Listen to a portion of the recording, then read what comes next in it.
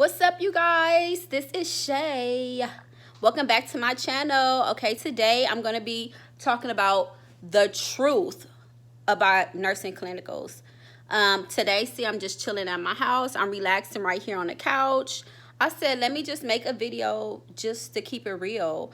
I said, because I want mine. I'm not on social media. Well, like YouTube to be trying to be cute. You see, I come looking whatever. I'm not trying to be cute, none of that. I want to make a real channel, keep it real. Let's discuss the realness, what's really going on.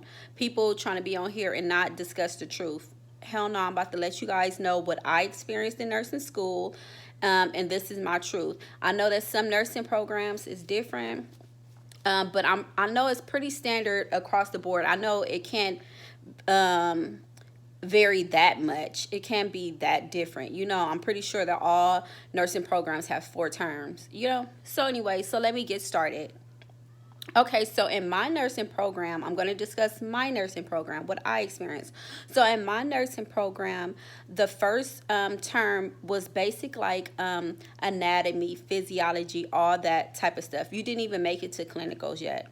So in term 2, that's when you go to clinicals. Do not get it twisted and just think that when you go to clinicals, like you're going to go straight into the fundamentals of nursing. It's not going to happen. I was even thinking, I said, oh, damn, like I was excited. Like when I go to clinicals, I'm about to be passing medication. I'm about to be doing all. No, baby, no. When you first, your term 2, once you first start clinicals, it's basic patient care. What I mean by basic patient care is you're going to be helping a patient with their ADLs, their daily activities, their ADLs, feeding patients, bathing patients, helping the CNAs. You basically a CNA your first clinical round. You're doing basic CNA work. Please do not think that is anything different. You're doing basic CNA work. You're going to be getting these patients up. You're going to be their companions because you're going to be sitting there talking to them. You're going to be getting them dressed, bathing, feeding. You might do a couple of vitals at that facility that you guys are at the nursing assistants.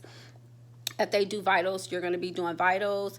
At the end of the day, you're going to be having your debriefing with your whole class and your instructor to discuss, what happened today, the pros, the cons, what you experienced, all of that. So that's term 1. That's term 2. Your first round of clinicals is basic patient care. Just picture yourself as a CNA or a caregiver or something like that, because that's all you're going to be doing, okay? Please do not think different. But I feel like that's good. That will really help mold you. So I think that's good that they do that, though, because that really shows you if you really want to be a nurse. That really shows. So term 3, once you get into the next clinical rotation, that's when you do your basic nursing fundamentals, meaning you're going to be assessing patients, possibly passing medication, signs and symptoms, care plans, different things like that. That's what you're going to be doing. And that in term 3, you're going to be moving on to basic. You're going to be moving on to nursing, like the core of nursing, doing nursing things. So you're going to be doing head to toe assessments. You're going to go in there, assess the patients, their perla, their the accommodation of their eyes and pupils, all that different stuff. You're going to do that.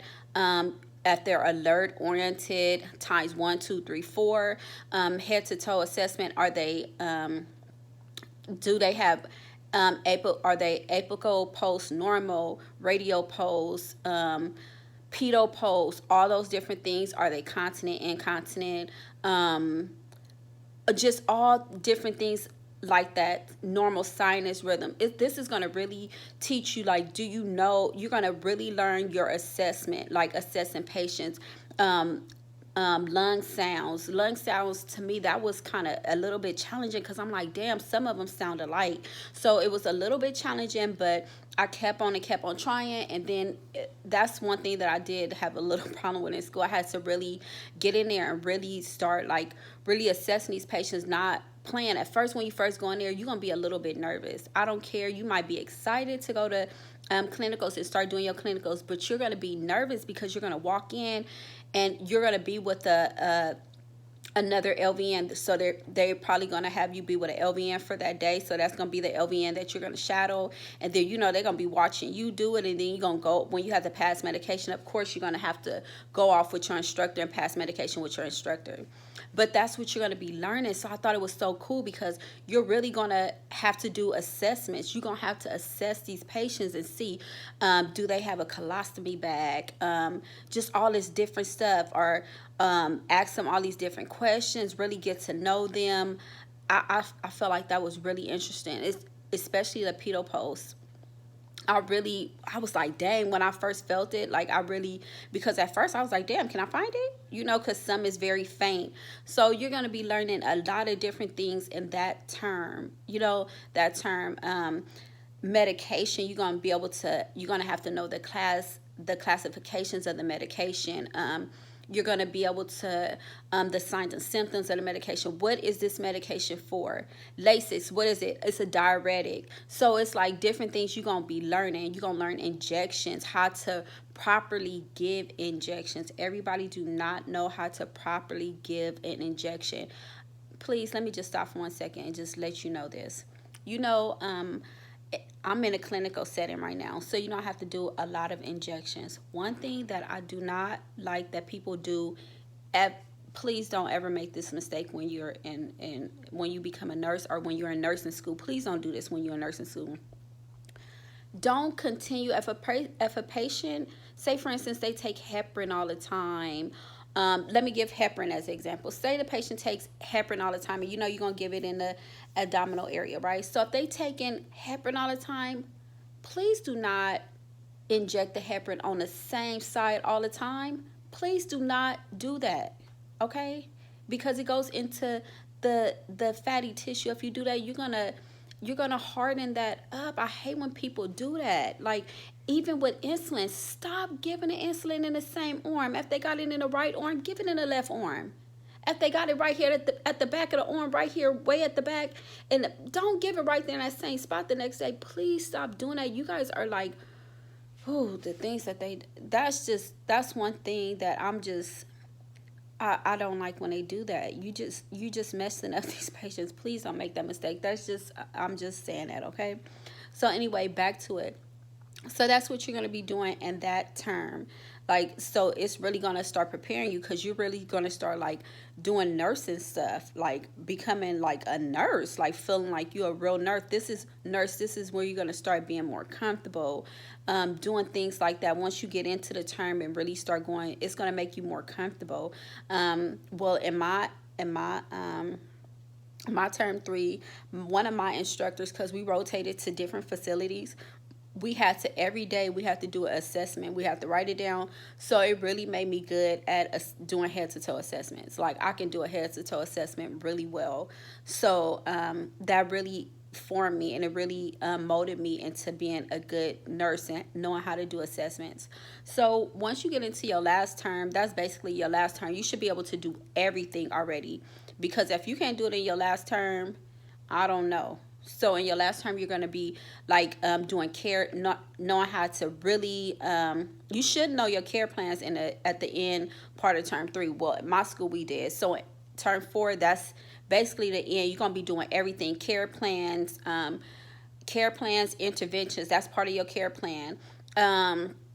All these different things. So at the end of that term 4, you'll be well rounded and you should be prepared. So I just want to tell you that the first rotation of clinicals is just basic patient care. The second one, that's when you start doing the nursing fundamentals, different things like that. Towards the end, that's when you start passing medication. You're going to start doing things of that nature. So that's what okay, things that you're going to need for nursing clinicals. Number 1, a stethoscope. For sure, you're going to need a stethoscope, because you're going to have to check the patient's bowel sounds, their lung sounds. Lung sounds is a part of assessments, right? So you're going to have to check those for sure. Every day you do assessment, you have to check lung sounds. You're going to have to check their bowel sounds as well, just in case they have a G-tube. You have to give G-tube medication. You have to make sure that the placement is correct, that it's in place. So you have to listen for bowel sounds and auscultate. for sure before you give any G2 medication. So that's one thing that you're going to need. And I'm going to tag the name of the stethoscope that I use because it's really good. It's very comparable to LVN, in my opinion. I have to always say my opinion. It's very comparable to LVN. I do manual blood pressures a lot, and you have to check the manual blood pressures. So when you check the manual blood pressures, it's really clear. I can really hear it. So I'm going to tag the name below. Another thing that you're going to need, a pen light, because you're going to have to check their Prola, right? So you're going to for sure need a pen light. Let me just let you guys know, I did not have a pen light my first day of clinicals. You know what I used? My iPhone. I had to use what I had on hand. So I had to use that. I had to check, I had to do a proper assessment. So that's what I had to use. But get a pen light, okay? Next thing that you're going to need, a little notebook pad. You can get little small ones from CVS, Walgreens, Rite Aid, Target, Walmart. Just get a small one. I think that you should get it because you can write down little notes. I'm telling you, those notes in that book will go a long ways. I'm telling you, even if you have to, I'm telling you, you're really going to need a little notebook. It helped me, I'm telling you. Also, another thing that you're going to need is a Sharpie pen. A Sharpie marker, because when you're in clinicals, you have to divide the medication into each separate cup. I do not care if you literally have 15, 25 medications, exaggerated, but I'm just playing. But some of them patients have a gang of medication. You're going to have to put each medication in an individual med cup. So you need to label the cups so you know which medication is which. So you have to do that. So make sure you always have a black Sharpie with you at all times. Is very important, I'm telling you. Also, and then let me just let you know, when you give G2 medication too, you know that you have to give you have to crush up each medication, put a little bit of water in each cup so it can be a little bit of saturated with the medication, so it can go down, come out the cup easy. You know that you have to first flush it first, and then you have to give each medication one by one. And you're going to have to pour in the little med cup, let that go down, because it has to go down by gravity. When you're in school, it needs to go down by gravity. Then you have to pour a little bit of water in there, then watch it go down, then keep on. And then you have to be able to turn the, what am I trying to say? The nozzle or whatever I'm trying to say, turn it to where you close it, because you don't want air to go in. So right when it goes down, close it. Pour the next med in there, open it up, let it go down, close it. Pour the water in there, let it go down, close it. You have to make sure that you do that. Anyway, I just want to tell you that. So anyway, you're going to need a Sharpie. Another thing that you're going to need is a watch. I wear an iPhone watch, an Apple Watch now, but when I was in school, my very favorite watch that I still wear to this day is a G-Shock. Some people, G-Shocks are very pricey. So if I was you, you can get a digital watch. I'm better with digital watches. So I like the G-Shock because it had the seconds on there. If you do not get a watch that's digital, make sure that you get a watch with a second hand, because you're going to have to check their epical pulse. You're going to have to do that. Make sure, okay? So you're going to need a watch with a second hand or a digital watch with seconds. That's very important. You're going to need those things in school. That's just a couple of things that I needed, that I know that you're going to need in school, and maybe a couple more, but that's the only thing that I can remember offhand. I bet you when the video finish, I'm like, God damn, I should have said this. So, but anyway, I just wanted to let you guys know about clinicals, the truth behind and about clinicals, straight up and just like that. So you guys, this is Shay. Thank you again for checking out my channel. Please subscribe to my channel, drop a comment below. Let me know, if you want to hear about anything. Let me know about your clinical experience. I'm just curious, what did you guys experience in clinicals?